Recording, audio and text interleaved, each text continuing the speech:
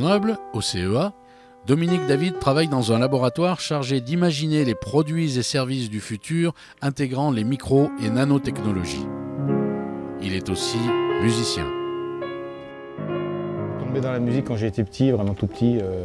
Je suis issu d'un milieu où il y avait beaucoup de musique tout le temps. L'interface entre la science, la technique et la musique, pour moi, ça s'est vraiment pointé vers les années 70-75, c'est-à-dire le début de la grande ère des synthétiseurs, à l'époque où tous les grands synthétiseurs sont sortis. Moi, j'ai découvert ça et du coup, j'ai commencé à composer de la musique avec ces appareils-là, qui préfiguraient l'ère de la musique informatique qu'on connaît aujourd'hui. Pendant plus de 10 ans, Dominique David compose et enregistre des disques sur ses outils électroniques, auxiliaires précieux mais limités de son inspiration. Je faisais composer avec l'ordinateur et puis on faisait rejouer la musique par l'ordinateur. Et quand l'ordinateur jouait la musique, il rejouait la musique avec une horloge qui est un quartz, qui est au fond de la machine, qui bat avec une pulsation qui est carrée au millième de seconde près ou un truc comme ça. Finalement, je me suis dit, mais il y a quand même un souci avec cet ordinateur, il nous restitue une musique qui est complètement carrée et qui est morte.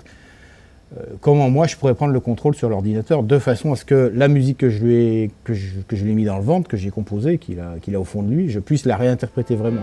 C'est grâce à Chopin qu'en 1990, Dominique David crée Vertigo, son premier logiciel de gestion du mouvement. Les premières études de Chopin, une étude splendide, un des morceaux les plus durs qui existent au monde, un morceau de bravoure pour même les plus grands virtuoses. Donc normalement, il faut jouer avec quelque chose qui est de ce genre-là. Vous voyez que la main va sans arrêt de tout en bas du clavier jusqu'à tout en haut, à une vitesse qui est absolument vertigineuse. Et en fait, là, en utilisant le système, finalement, chaque note est jouée successivement par l'informatique qui comprend mon mouvement. Donc, je peux faire des mouvements beaucoup plus réduits sur quelques touches.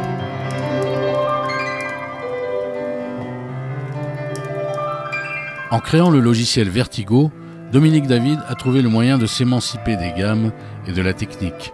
La perfection technique, elle a rarement grand intérêt, quoi. Elle ne fait pas vibrer, quoi. Quand je vais au concert, ce qui m'intéresse, c'est pas simplement de voir que j'ai en face de moi une espèce de monstre technique et puis c'est pas de vérifier qu'il ne va pas se casser la gueule au milieu du trait le plus difficile, quoi. Ce qui m'intéresse, c'est de voir comment il va être interprété ce morceau de musique qui à mes yeux est si beau. Et si effectivement il est capable de me faire percevoir les contrées imaginaires qui sont derrière l'imaginaire du compositeur, c'est ça qui m'intéresse le plus. Donc c'était un peu ça qui m'a conduit dans cette démarche. Au début des années 2000, au CEA de Grenoble, Dominique David décide de pousser plus loin les recherches sur la capture de mouvements en 3 dimensions. En combinant les capacités de microcapteurs comme les accéléromètres ou les magnétomètres, il met au point le principe du motion pod, un concentré de technologie n'excédant pas la taille d'une montre. Et avec ces capteurs-là, on est capable de mesurer 3 angles. Il y a donc un axe comme ça, et puis un troisième axe qui va être celui-là. Alors quand on a eu cet objet-là, une des idées c'était de dire, mais si j'interroge un danseur, c'est quelqu'un qui lui exploite la gestuelle du corps humain de façon probablement beaucoup plus étendue que n'importe qui, que le commun des mortels. Et finalement, avec ce danseur, peut-être je vais pouvoir construire une bibliothèque des gestes.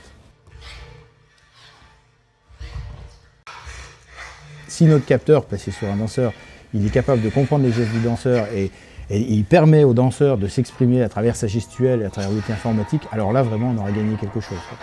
Annabelle Bonnery, danseuse et chorégraphe, est équipée de 5 capteurs qui analysent chacun de ses mouvements et déclenchent tel ou tel son composé pour accompagner sa chorégraphie. Elle crée ainsi elle-même, en dansant, son propre univers sonore.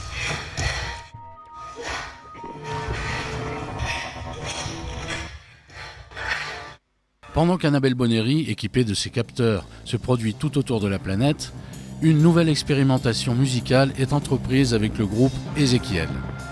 Les capteurs sont cette fois intégrés aux instruments et à un ballon interactif.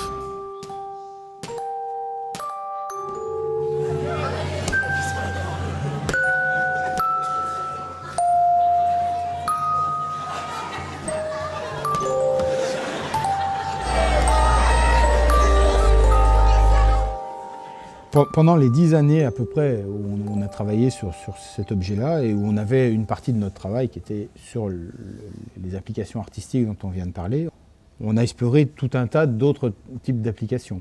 On a mis des montres sur des skieurs qui faisaient du freestyle ou des loopings en l'air. On a mis des montres sur des personnes âgées au centre hospitalier universitaire avec des spécialistes de gérontologie. On a travaillé avec des kinésithérapeutes et d'ailleurs aujourd'hui c'est une application industriellement effectivement développée. Et il y a des kinésithérapeutes maintenant qui travaillent avec cette montre de façon à avoir une meilleure mesure et compréhension de l'évolution du geste de la personne au fur et à mesure de ces séances de kiné. Grâce à leur fiabilité, leur petite taille et leur faible coût, les capteurs de mouvement imaginés par Dominique David et aujourd'hui commercialisés par la société Movea ne sont sans doute qu'au début de leur développement industriel. La créature échappe peu à peu à son créateur.